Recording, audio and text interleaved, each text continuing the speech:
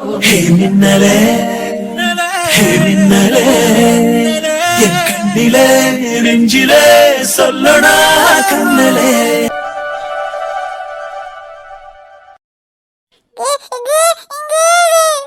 அகில் குட்டி எந்தாடா, அம்மா இப்போ வந்துடும். ஐயோ இல்லடா, எந்த பசிக்குதா, அதான் குப்பியில பால் தந்திருக்கேல்ல, பால் குடி, அதுக்குள்ள அம்மா வரும். சரி சரி, அழாம இருக்கணும். அபி தூங்கிட்டாளான்னு தெரியல. அபி தூங்கலைன்னு அவ வந்து கொஞ்ச நேரம் விளையாட்டு காமிச்சாலாவது அழாம இருப்பான்.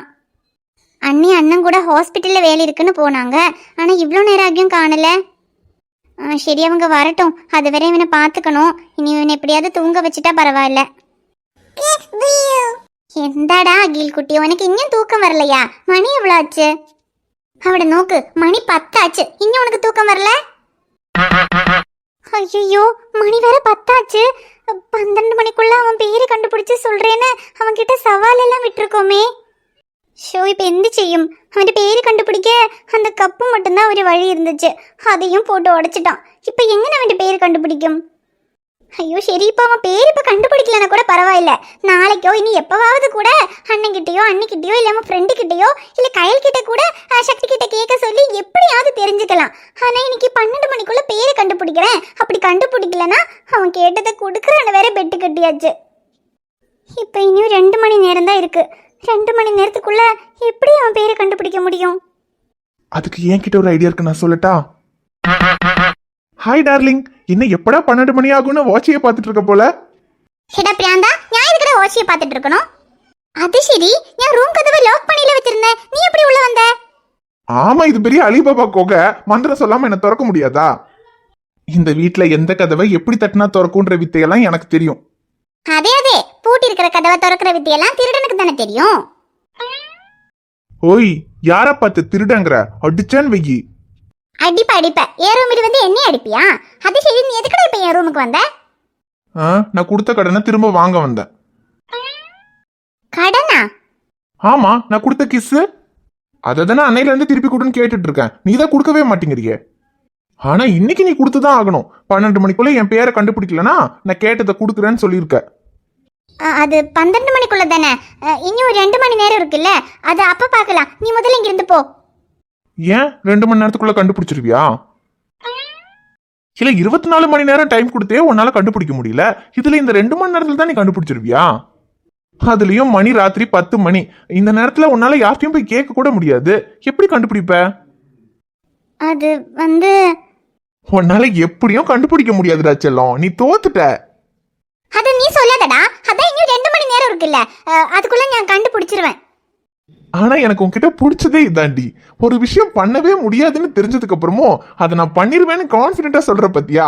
ஐ லைக் யூ டி. இங்க பாரு டார்லிங், எப்படியும் நீ தோத்துட்ட, அது உனக்கே தெரியும். எதுக்கு தேவையில்லாம இன்னும் 2 மணி நேரம் வெயிட் பண்ணிக்கிட்டு, பேசாம இப்பவே கொடுத்துறேன். ஏடா, அதெல்லாம் முடியாது, 12 மணி வரை டைம் இருக்கு, முதல்ல இங்க இருந்து போ. ஹேய், 12 மணினா இன்னொன்னு 10 மணி நேரமா இருக்கு. அது வந்து சின்ன முள்ளு, அப்படியே ஒரு 2 ரவுண்ட் அடிச்சா 12 ஆயிரும்டி. அது 2 ரவுண்ட் அடிக்கட்டும், அப்புறம் பார்க்கலாம், நீ போ. சரி, எப்படியும் நீ தோக்க தான் போற, நான் கேட்டதை கொடுக்க தான் போறேன். 2 மணி நேரம் தானே வெயிட் பண்றேன். ஆனா அந்த சின்ன முள் மாதிரி தான் நீயும், எவ்வளவுதான் ஓடினாலும் அந்த வாட்சை விட்டு வெளியெல்லாம் ஓட முடியாது. பெரிய முள் கிட்ட சிக்கிதான் ஆகணும். சின்ன முள்ளு காதலி எல்லோ, பெரிய முள்ளு காதல நல்லோ, 2 முள்ளும் சுத்தர சுத்தில் காதல் இங்கு நடக்குதல்லோ. சின்ன முள்ளு அழுத்தமானது மெதுவாய் போகும், பெரிய முள்ளு துரத்தி பிடிக்குமே அதுதான் வேகம். சின்ன முள்ளு அழுத்தமானது மெதுவாய் போகும், பெரிய முள்ளு துரத்தி பிடிக்குமே அதுதான் வேகம். ஊடலில் சின்ன முள் போடலாம், ஒவ்வொரு மணியிலும் கூடலாம். ஜும்பலக்கா ஜும்பலக்கா ஜும்பல ஜும்பாலே, ஜும்பலக்கா ஜும்பலக்கா ஜும்பல ஜும்பாலே.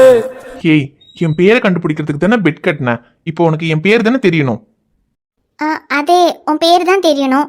என்ன கேட்டா உன் பேரை சொல்லுவியா? சொல்ல மாட்டேன்னு நான் சொல்லவே இல்லையே. அப்போ சொல்லு, உன் பேர் என்ன? சொல்றேன், இப்பவே சொல்றேன். ஆனா நான் கேட்ட மாதிரி இறுக்கி அணைச்ச ஒரு உமா கூட இப்பவே சொல்றேன். போடா பிரியாந்தா, நீ சொல்லவே வேண்டாம், ஞானே கண்டுபிடிச்சுக்கிறேன். ஹேய் நிஜமா சொல்றேன்டி. டேய் மாப்ள, இருடா, ஒரு முக்கியமான டீலிங் பேசிட்டு இருக்கேன், டிஸ்டர்ப் பண்ணாத. வேணாண்டா மாப்ள, இன்னைக்கு அவ உன்னை தூக்கி வச்சு கொஞ்சம் அவளுக்கு சப்போர்ட் பண்ணாத. நாளைக்கு நீ பெரியவன் ஆனதுக்கு அப்புறம் என் கூட தான் சுத்தணும், மறந்துடாத. போடா, அதான் குழந்தைய போ சொல்றான்ல, போ இங்கிருந்து. போறேன்டி போறேன், ஆனா இன்னும் 2 மணி நேரம் தான். 2 மணி நேரம் கழிச்சு திரும்ப வருவேன். டேய் மாப்ள, ஒரு பொண்ணுக்காக சப்போர்ட் பண்ணி மாமனையே மிதிக்கிற. நீ எல்லாம் பெரியவனாகுடா, அப்பதான் என் கஷ்டம் என்னன்னு உனக்கு புரியும்.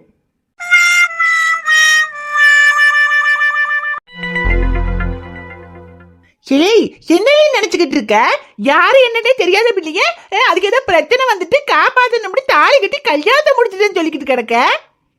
ஐயோ, அப்பத்தா யாரு என்னன்னு தெரியாத பொண்ணெல்லாம் கிடையாது. லட்சுமி அக்காவை பத்தி உன்கிட்ட சொல்லியிருக்கேன்ல. ஆமா சொல்லியிருக்க. சிம்மன் வீட்டுல வேலை செய்யறாவுன்ட்டு, வீட்டுல வேலை செய்யற வேலைக்காரோட பொண்ணு இல்லாம தாலி கட்டி பொண்டாடி ஆக்கிக்கிடுவ. அப்பத்தா என்ன பேசுற? சரியில வீட்டுல வேலை செய்யறத கூட விடு, அது ஒன்றும் பெரிய விஷயம் கிடையாது. ஆனா நீ என் பேரல ஒப்பனத்தை போனதுக்கு அப்புறமா உன்னை எடுத்து வளர்த்து படிக்க வச்சு ஆளாக்குனது நானுல. சைலஜாவுக்கு கல்யாணம் முடிஞ்சிட்டு அப்புறம் நீயும் சின்னவனே இங்க காலேஜ் படிக்கீங்கன்னு சொல்லிதான் சிம்ரனை எல்லாரும் இங்க வந்து தங்கினீங்க. அப்பவே நான் உன் கூட இங்க வந்திருக்கணும்ல. சரி, எங்க ஊர்ல எல்லாத்துக்கும் வட்டிக்கு பணம் கொடுத்தாச்சு, எல்லாத்தையும் விட்டு போட்டு வந்துட்டா அந்த பணம் எல்லாம் போயிடுமேன்றதுக்காக தான் நான் அங்க ஒத்தையில கிடந்து கஷ்டப்பட்டேன். சரி, இங்கதான் சிம்ரனு சின்னவன் அப்புறம் சைலஜா எல்லாரும் இருக்காவளே, உன்னையும் அவங்க பாத்துக்கிடுவாங்கன்னு தான் நாங்க நிம்மதியா இருந்தேன்.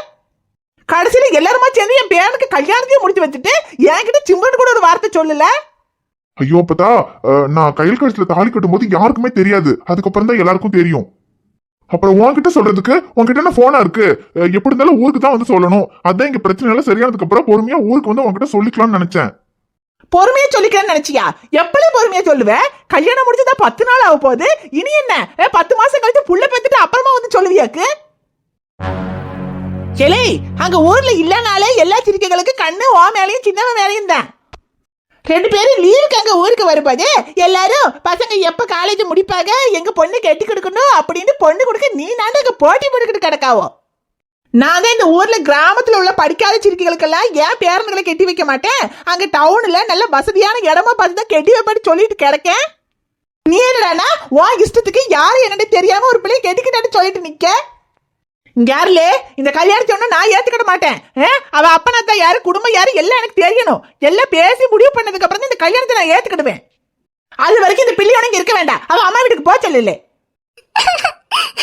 கையல், அப்பதா உனக்கு கொஞ்சமாவது அறிவு இருக்கா? கல்யாணம் தான் முடிஞ்சிருச்சுல, இதுக்கப்புறம் என்ன சொல்லி என்ன ஆக போகுது? இப்படி எல்லாம் பேசினா உன் மனசு கஷ்டப்படும் கூட தெரியாதா உனக்கு? சரி, என்னலே அவ மனசு கஷ்டப்படுங்கிற, அப்ப என் மனசு கஷ்டப்படாதாலே? ஒன்னே ஒண்ணு கண்ணை கண்ணுட்டு கருவேப்பிலை கொத்தாட்டா ஒத்த பேரனை வச்சிருக்க, என்கிட்ட கூட சொல்லாம நீ கல்யாணம் முடிச்சுட்டு நிக்க, அப்ப என் மனசு எவ்வளவு கஷ்டப்படும்ல? அப்பதா அதுக்கு என்ன பண்றது? கல்யாணம் முடிச்சு போச்சு, இப்ப என்ன பண்ண முடியும்? என்ன பண்ண முடியுமாடா? என்ன எதுன்னு எல்லாம் நான் விசாரிக்கணும்ல. எனக்கு தகுந்தாப்புல குடும்பம் இருந்தா மட்டும் தான் நான் இந்த கல்யாணத்துக்கு சம்மதிப்பேன். இல்லனா மட்டும் இப்ப என்ன பண்ண முடியும்? நடந்தது கல்யாணம் இல்லைன்னு சொல்லி அவளை வீட்டுக்கு அனுப்பிட முடியுமா? கிளை, அதெல்லாம் எனக்கு தெரியாதுல்ல. நான் என் பேரனுக்கு எப்படி கல்யாணம் முடிக்கணும், எப்படிப்பட்ட பொண்ணு பார்க்கணும், எப்படிப்பட்ட குடும்பத்துல இருந்து பொண்ணு எடுக்கணும்னு நினைச்சனா அந்த மாதிரி இருந்தா மட்டும் தான் நான் ஒத்துக்கிடுவேன். இல்லன்னா இந்த கல்யாணத்துக்கு சம்மதிக்க மாட்டேன்னு சொல்லிட்டேன். ஷோ கடவுளே. இல்ல, இப்ப அப்பத்தா ஊர்ல இருந்து வந்து திடீர்னு எனக்கு கல்யாணம் ஆயிடுச்சுன்னு தெரிஞ்சதும் அந்த அதிர்ச்சியில தான் இப்படி எல்லாம் உளறிட்டு இருக்கு. கொஞ்சம் தூங்கி எந்திரிச்சு காலைல பொறுமையா பேசினோம்னா சரியாயிடும். அப்பத்தா சரி, உனக்கு தெரியாம நான் கல்யாணம் பண்ணது தப்புதான். ஆனா அது என்ன ஏதுன்னு உனக்கு இப்ப என்னால புரிய வைக்க முடியாது. அதுலயும் நீ ஊர்ல இருந்து வந்ததும் திடீர்னு எனக்கு கல்யாணம் ஆச்சுன்னு தெரிஞ்சதும் அந்த கோவத்துல நீ பேசிக்கிட்டு இருக்க. முதல்ல நீ போய் படுத்து தூங்கு, பொறுமையா காலைல உனக்கு நான் சொல்லி புரிய வைக்கிறேன். கிளை, ஒன்னு நீ புரிய வைக்க வேண்டாமில்லே, எனக்கு எல்லாமே புரிஞ்சு போச்சு. உனக்கு இந்த அப்பத்தா மேல கொஞ்சம் கூட பாசமே கிடையாதுலே, அதுதான் நீ இப்படி எல்லாம் பண்ணிக்கிட்டு திரியிற. இல்ல, ஒன்னு சொல்லி என்னலே தப்பு? அந்த சிம்ரனையும் சைலஜாவையும் நம்பிதானே ஒன்னு அவங்களோட அனுப்பி வச்ச. நான் கேட்டுக்கிறேன், சிம்ரனுக்கிட்டே நியாயத்தை கேட்டுக்கிறேன். ஐயோ அப்பத்தா, சரி நீ என்ன வேணாலும் கேளு, ஆனா நாளைக்கு காலையில கேளு. இப்ப ராத்திரி 10 மணி ஆகுது, அவங்கள தூங்கி இருப்பாங்க. நீ முதல்ல உள்ள ரூம்ல போய் படுத்து தூங்கு, எதா இருந்தாலும் காலையில பேசிக்கலாம்னு சொல்றேன்ல. ஆமாலே, எது சொன்னாலும் என்கிட்ட எகிரிட்டு வாலே, நான் விட மாட்டேன். நான் காலையில விடிஞ்சதும் முதல்ல சிம்மன் கிட்ட போய் என்ன எதுன்னு கேட்கதாமலே செய்வேன். என்கிட்ட சொல்லாம கல்யாணம் முடிச்சது இல்லாம என்கிட்டயே எகிரிட்டு வராமா இவன்? நான் விட மாட்டேன், நான் இதை விடவே மாட்டேன். பொழுது விடியட்டும், சிம்ரன் கிட்ட போய் பேசிட்டுக்கடா ஒரு முடிவு பண்ணுடேன்.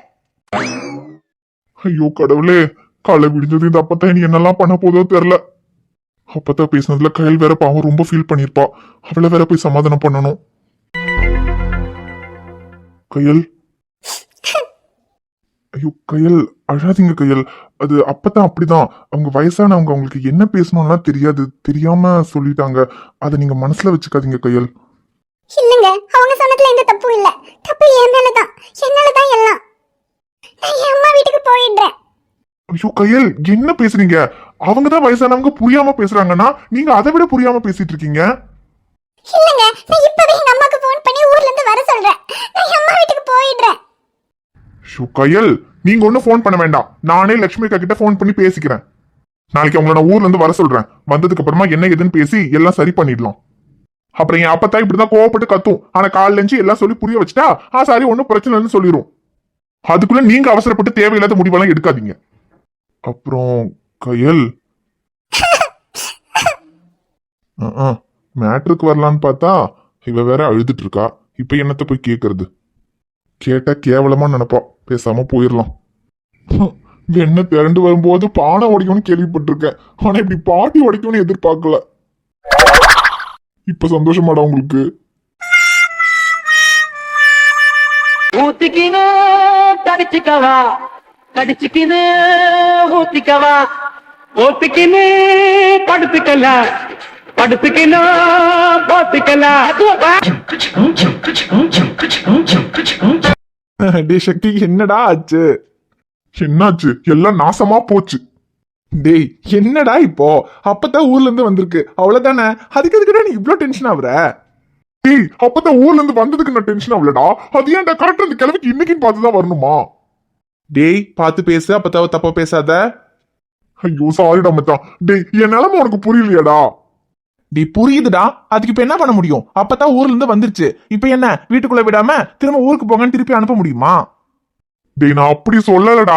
டேய், உனக்கே நல்லா தெரியும், கையல் கழுத்துல தாலி கட்டி இன்னையோட 10 நாள் ஆகுது. இந்த 10 நாள் அவனை பக்கத்துல கூட விடலடா. நீ யாரோ நான் யாரோன்னா, அப்புறம் ரூம்மேட்டுன்னா, அப்புறம் ஃப்ரெண்டுன்னா, அப்படி இப்படின்னு பக்கத்துல போய் ஒரு கிஸ் அடிக்கிறதுக்கே நான் படாத பாடுபட்டது எனக்கு தான்டா தெரியும். திண்ணையில கிடந்தவனுக்கு திடீர்னு ஜாக் போட் அடிச்ச மாதிரி இன்னைக்கு அவளாவே எல்லாத்துக்கும் ஓகேன்னு சொல்லி அம்மாவோட புடவையெல்லாம் கட்டி பெட்ரூம் எல்லாம் அலங்காரம் பண்ணி ஃபர்ஸ்ட் நைட்டுக்கு எல்லாமே ரெடி பண்ணி வச்சிருந்தாடா. ஒரு நிமிஷம் ஏன் கண்ணு என்னாலயே நம்ப முடியலடா. சரி, 10 நாள் கஷ்டப்பட்டதுக்கு அவ ஏதோ நம்மள புரிஞ்சு ஏத்துக்கிட்டா. இதுக்கப்புறம் எந்த பிரச்சனையும் இல்ல. இனியாவது நிம்மதியா சந்தோஷமா வாழ ஆரம்பிக்கலான்னு அப்பதான்டா பக்கத்துல போய் ஸ்டார்ட் பண்ண.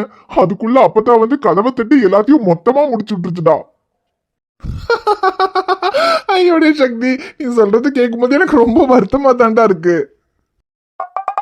அடே, நீ வருத்தப்பட்டு கிழிச்சது போதும், எந்திரிச்சு வீட்டுக்கு போடா. டேய் டேய் டேய், சரி சரி டென்ஷன் ஆகாத. இப்ப என்ன, அதான் அப்பதான் வந்து ஆட்டத்தை கலைச்சிருச்சுல, இனி என்ன பண்ண முடியும்? இன்னைக்கு 6 அடிக்கலாம்னு நினைச்சிருப்ப, ஆனா இன்னைக்கு சரக்கு தான் அடிக்கணும்னு உன் தலையில எழுதி இருக்கு. யாரால மாத்த முடியும்? டேய் டேய் போனா போது விடுறா. அதான் கையால ஓகே சொல்லிட்டால, அது பத்தாது. இன்னைக்கு அப்பதான் வந்ததுனால தானே மிஸ் ஆயிடுச்சு. நாளைக்கு பாத்துக்கலாம் விடு. அது எப்படி விடுன்னு இவ்வளவு அசால்ட்டா சொல்ற? இல்ல, உன் ஃபர்ஸ்ட் நைட் அன்னைக்கு உனக்கு ஃபர்ஸ்ட் நைட் நடக்காம இப்படிதான் யாராவது வந்து கெடுத்து விட்டா நீ இப்படி சிரிச்சிட்டு இருப்பியா? டேய் வாயை வச்சுக்கிட்டு ஏதாவது சொல்லி தொலையாதுடா, பழிச்சு தொலைய போது. வாயை முதல்ல பீர் ஊத்தி கழுவுடா. உனக்கு நான் சொல்லும் போதே ஏறுதா? அப்ப நடந்து எனக்கு எப்படிடா இருக்கும்? ஐயோ சரி விடுறா. இப்ப அதுக்கு என்ன பண்றது? என்ன பண்றது? ஒன்னும் பண்ண முடியாது. சரக்கு அடிச்சுட்டு போய் கவுந்தரிச்சு தூங்க வேண்டியதுதான். அப்ப மூடிட்டு அதை பண்ணு. எனக்கு வீட்டுக்கு போகணும், டைம் ஆச்சு, நான் கிளம்புறேன். டேய், என்ன டைம் ஆச்சு? மணி 10 தான் ஆகுது. அதுக்குள்ள நான் வீட்டுக்கு போறேங்கிற. இருடா, சரக்கு அடிச்சுட்டு போலாம். டேய், உனக்கு ஃபர்ஸ்ட் நைட் மிஸ் ஆயிடுச்சு, நீ சரக்கு அடிக்கிற. நான் இதுக்கு தான் அடிக்கணும்? நான் தான் அடிக்க மாட்டேன்னு உனக்கு தெரியும்ல. டேய், அப்ப அன்னைக்கு எனக்கு ஃபர்ஸ்ட் நைட் மிஸ் ஆனப்ப மட்டும் அடிச்சா, இப்ப என்னடா அடுறா? அன்னைக்கு அடிச்சேனா, இன்னைக்கு அடிச்சா சரிப்பட்டு வராது. இன்னைக்கு எனக்கு வேற வேலை இருக்கு, வேண்டாம் விடு. ராத்திரி 10 மணிக்கு மேல உனக்கு என்னடா வேலை? போய் இழுத்து போது தூங்க தானே போற. அடிச்சு போய் படுத்து தூங்க, ஒன்னும் ஆகாது. சக்தி சொன்னா கேட்டா வேண்டாம். சரி நான் போல இங்கே இருக்கேன், நீ அடி. அதெல்லாம் முடியாதுடா. உன்னை விட்டு நான் என்னைக்கு அடிச்சிருக்கேன்? ஐயோ அதுக்கு இல்லடா, இன்னைக்கு 12 மணிக்குள்ள எனக்கு ஒரு வேலை இருக்குடா சக்தி. சொன்னா கேளு, இன்னைக்கு மட்டும் வேண்டாம் விடு. ஓ, என்னை விட முக்கியமான வேலையாடா? டேய் சக்தி. இல்ல, அப்ப மூடிட்டு அடி.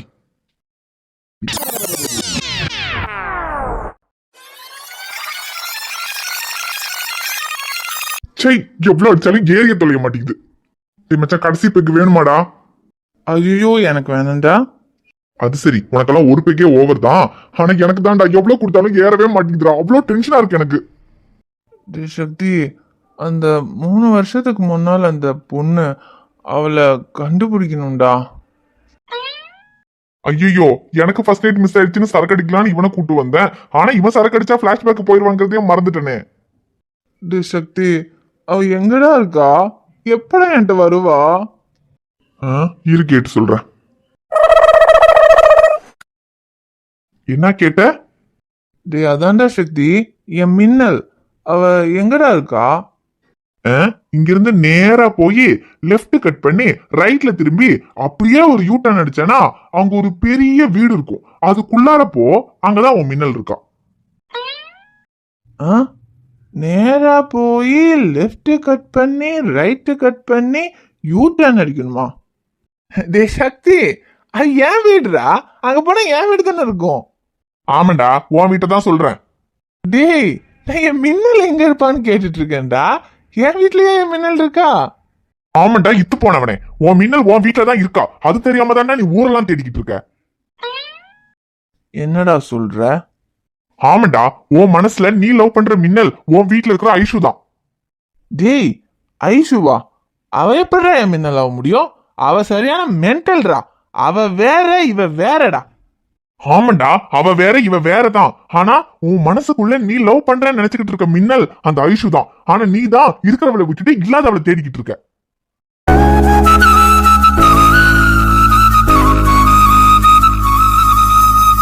இவன் என்ன சொல்றான்? ஒண்ணுமே புரியல. சரக்கு அடிச்சிருக்கான்னு நினைக்கிறேன், அதான் உளறான்.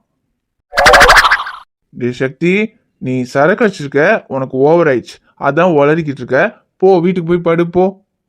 யாரு, நான் உளறேன்னா? ரைட்ரா, நான் தான் உளறேன். நீ ரொம்ப ஸ்டெடியா இருக்க. ஆமாண்டா, நான் சரியா தான் இருக்கேன். வேணா நீ என்கிட்ட 2 விரல காமிச்சு இது எவ்வளோன்னு கேளு, நான் கரெக்டா சொல்றேன். ஏன் சாமி, வேணண்டா. ஏற்கனவே உன்கிட்ட 2 விரல காமிச்சு நான் பட்ட பாடு போதும். திரும்ப எனக்கு இருக்கணாக்காத. ஐயோ இல்லடா சக்தி, இந்த தடவை நான் கரெக்டா சொல்றேன், நீ கேள. டேய், இதுக்கு மேல இங்க இருந்தா நல்லா கேட்டுருவேன் சொல்லிட்டேன். அடிச்சது போதும். ஏற்கனவே எனக்கு ஏறல, இதுல ஏறினதையும் சேர்த்து நீ இறக்கி விட்டுறாத. வீட்டுக்கு கிளம்பு. போலான்றியா? இல்ல வேண்டாம், இங்கே படுத்துக்கலான்றியா?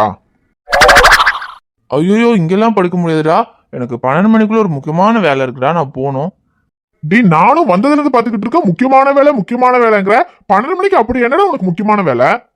அது ஒரு டீலிங்டா சக்தி, அது நான் உனக்கு காலைல சொல்றேன். இப்ப நீ வீட்டுக்கு கிளம்பு. நான் வீட்டுக்கு கிளம்பிடுவேன். நீ எப்படி போவ? வா, நான் உன்னை கொண்டு வந்து வீட்டுல விட்டு போறேன். டேய் அதெல்லாம் ஒன்றும் தேவையில்ல, நான் போய்க்குவேன். எப்படிடா போவ? பைக் ஓட்டிட்டு போற அளவுக்கு தெளிவா இருக்கியா நீ? டேய் சக்தி, சரக்கு அடிச்சா தெளிஞ்சதுக்கு அப்புறம் தான்டா நான் மறப்பேன். ஆனா சரக்கு அடிச்சிருக்கும் போது தெளிவா தான்டா இருப்பேன். அதெல்லாம் நான் தெளிவா வீட்டுக்கு போயிடுவேன். அதை பத்தி ஒன்றும் நீ கவலைப்படாத. நீ பார்த்து பத்திரமா வீட்டுக்கு போய் சேருப்போம். சொன்னா கேட்க மாட்டான், என்னமோ பண்ணட்டும். வீட்டுக்கு போறக்கே டென்ஷனா இருக்கு. கையில் தூங்கிருப்பாளா? சரி, வீட்டுக்கு போய் பார்க்கலாம். தூங்கியிருந்தானா காலையில பேசிக்கலாம். டேய், என்னடா அது? சேஃப்டி ப்ரிகாஷன்டா. சேஃப்டி ப்ரிகாஷனா? என்னடா சொல்ற? டேய், சரக்கு அடிச்சுட்டு வீட்டுக்கு போனா என் மாமன்ட்ட மாட்டினா சாவடிச்சிருவான்டா. அதான் என் மாமன் கிட்ட மாட்டாம இருக்கிறதுக்காக மாஸ்க் போட்டிருக்கேன். டேய், மாமா கிட்ட மாட்டாம இருக்கிறதுக்கு கர்ச்சீஃப் கட்டினதெல்லாம் சரிதான். ஆனா இப்படி ராத்திரியில மூஞ்சில கர்ச்சீஃபை கட்டி வீட்டுக்குள்ள போனேன்னா உன்னை திருடன் நினைச்சுக்க போறாருடா. டேய், திருடன்னு நினைச்சா கூட பரவாயில்லடா, அந்தாலே திருடனை கூட விட்டுருவான். ஆனா என்னதான் விட மாட்டான். என் மாமா வீட்டுக்கு வந்துட்டானா தூங்கிட்டானான்னு தெரில. இப்ப முதல்ல நான் வீட்டுக்குள்ள போகும்போது என் மாமா பார்த்துட்டான்னு வச்சுக்க, என்ன திருடான்னு நினைச்சா கூட பரவாயில்லடா, நான் அப்படியே எகிரி குச்சி எஸ்கேப் ஆயிடுவேன். ஆனா ஒரு வேளை நான் தானே தெரிஞ்சதுன்னு வச்சுக்கேன், என்னால எஸ்கேப் ஆக கூட முடியாதுடா. கடைசியில என்னை கூப்பிட்டு வச்சு பேச ஆரம்பிச்சான்னா அப்புறம் நான் சரக்கு அடிச்சது தெரிஞ்சிச்சுன்னு வச்சுக்க, அவ்வளவுதான்டா, என்னை சாவடிச்சிருவான். அதான்டா என் மாமாட்ட இருந்து எஸ்கேப் ஆகிறதுக்கு மூஞ்சில கர்ச்சீஃபை கட்டு போறதை தவிர வேற வழியே இல்லடா. என்னமோ சொல்ற, ஆனா மாட்டாம இருந்தா சரி. ஜி, அதுக்கு தானடா மாஸ்க் போட்டிருக்கேன். அதெல்லாம் ஒன்றும் நான் மாட்ட மாட்டேன், வா போலாம். சரி, நட போலாம்.